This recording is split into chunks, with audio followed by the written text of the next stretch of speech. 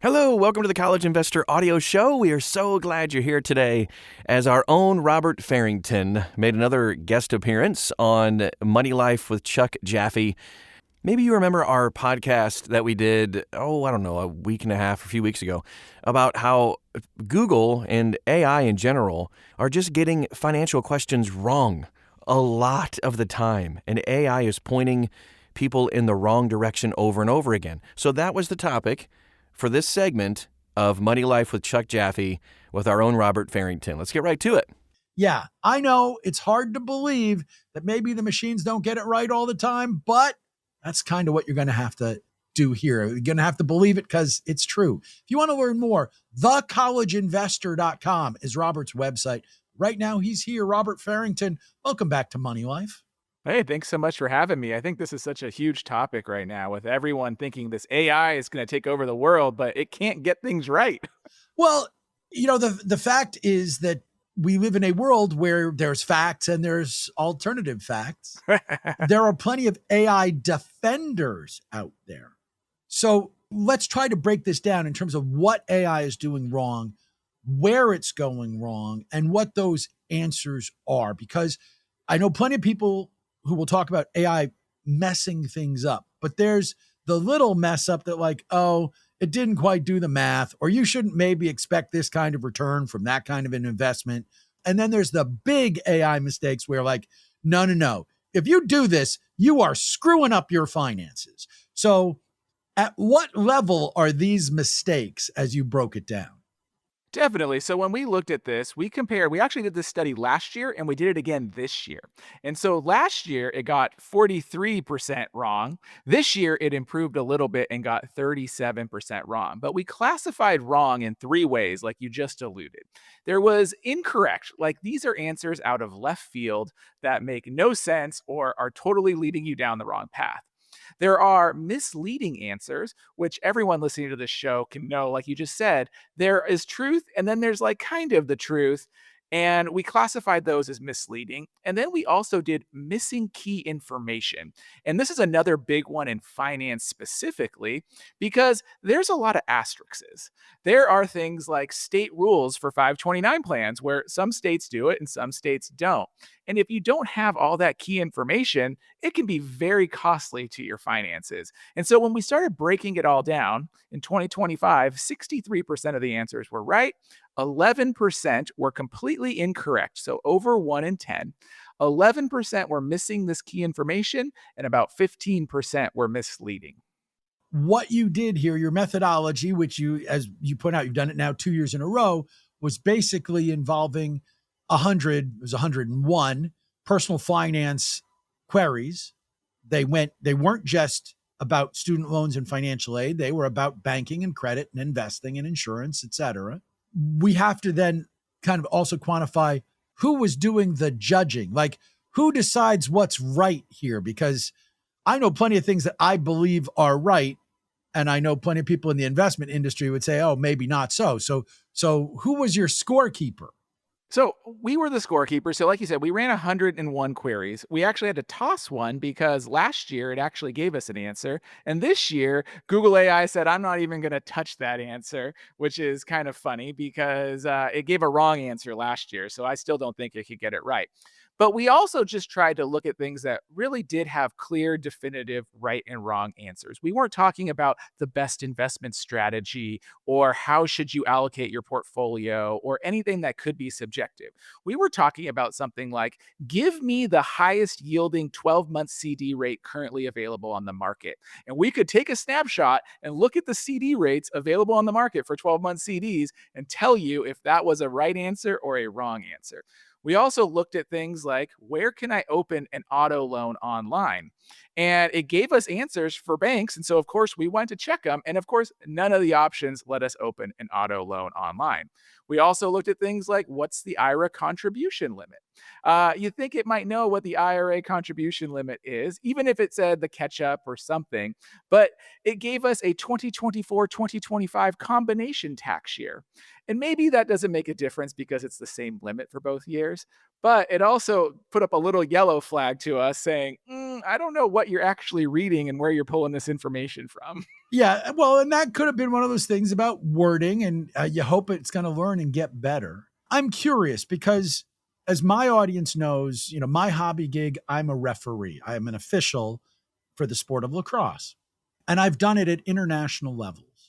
And of course, you're trying to take something complicated and teach it to a bunch of people who have very little knowledge, et cetera. And one of the things that they say is the line calls, the ones where, did you step on the line? Okay, they're going to blow the whistle.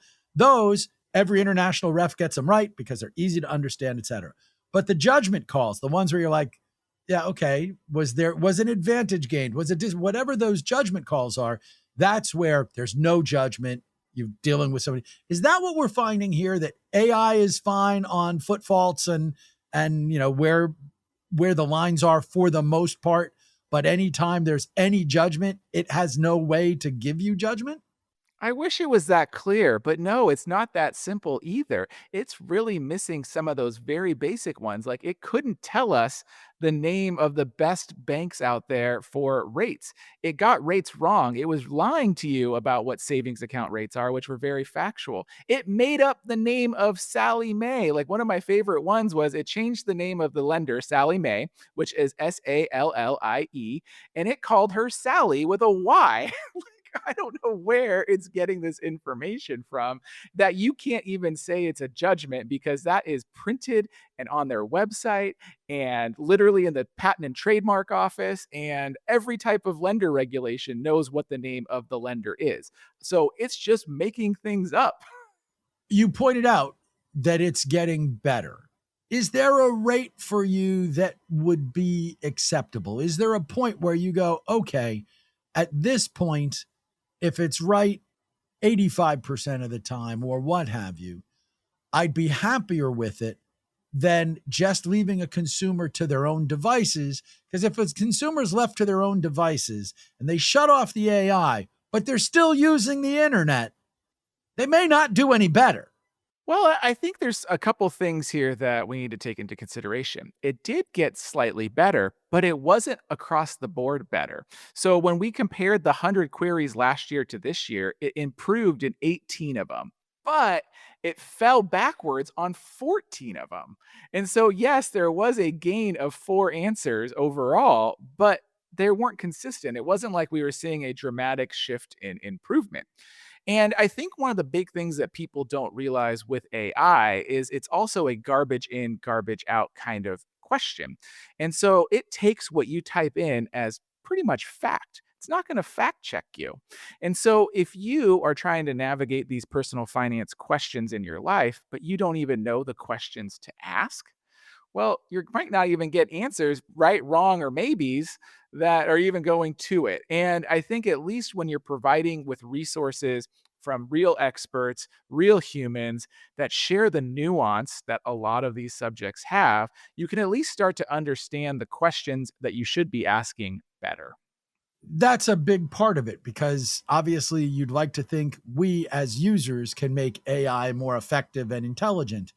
Do you also have a problem with garbage in, garbage out when it comes to what AI is drawing from? At this point, we have so much of the media. If you think about the political situation, not that we're talking politics here, where there's so much misinformation going out, or there's so much conflicted information going out that, I think about insurance and what you see from a consumer advocate and what you see from an insurance company or an insurance industry advocate are opposite sides of that coin.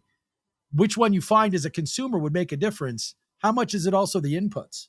It's 100% the inputs. And so we interviewed some AI professors and experts going into this piece to get their takes on it. And that's really it. Is we have to remember that these aren't really intelligent.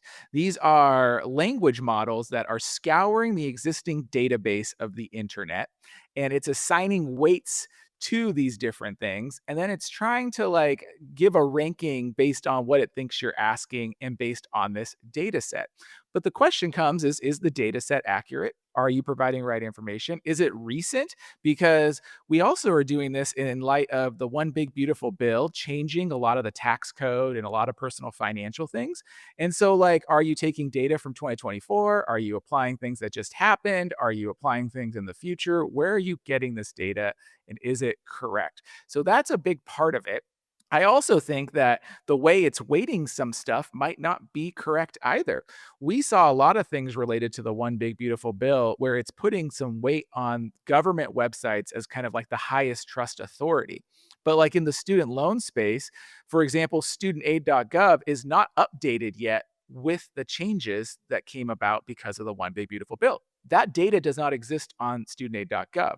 So the answers it's getting is pulling from who knows where, and it doesn't have its trustworthy authorities that it likes. And as a result, it might not be giving that accurate information. Robert, you are one of the people who I turn to for advice when it comes to college savings and those sorts of things. So I want you to specifically focus in on that stuff, because this is the base question that I think anyone in the public should be asking. I have you as an expert, and I can turn to you and I can turn to your website. How horrified would you be if somebody got the answers they got on the college financing questions from AI versus if they went and basically looked in your FAQ section or what have you and found those basics there? It would be very challenging for that person to make an accurate decision. For example, it was literally giving outdated plans. So we've been on the show before. We've talked about the student loan litigation. It was telling you to hop on the Save student loan repayment plan that you cannot actually hop on to. That was one of the queries we asked, and it was telling you to do something that was outdated. So, you probably actually encounter a roadblock first, and you maybe realize that the AI was completely wrong. But those are the types of things that if you don't know these things, you could be making very bad financial decisions as a result. And that is our show for today. I hope it was helpful to you, entertaining. And if you want to find out more, dive deeper into the study that Robert did and the College Investor did, you can find the article, thecollegeinvestor.com. Like us, follow us, ask questions. We'd love to get to know you and help you along in your money journey. At The College Investor, just search for those words, and you'll pretty much find us wherever you are on social media. Thanks again for stopping by today, and we'll talk to you again real soon.